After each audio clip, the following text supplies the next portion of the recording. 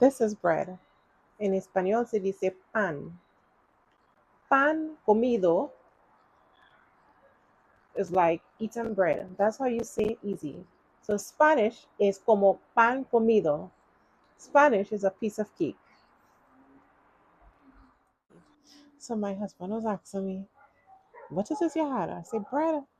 He's like, so how you were saying cake?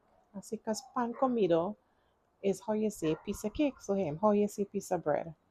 What I told him. So anyway, so Spanish is easy, but you have to give yourself the opportunity to win, right? So you can't ignore it and then expect to do well at it. Little baby steps, 15 minutes a day, and you can build your vocabulary because it is super important to build your vocabulary and know your words, right? So I have some options for you. You can click learn more to get more information about how you can prepare yourself for either Form 1 or for entering Form 2 and even 3.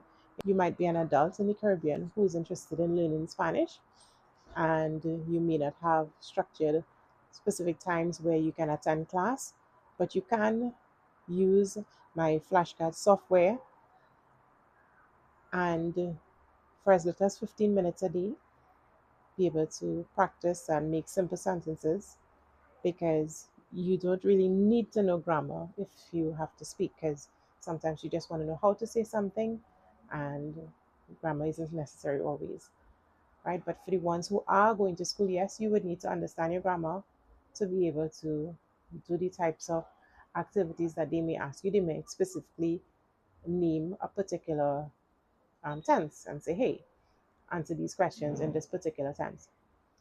For example, another example, I like to give examples, lots of examples.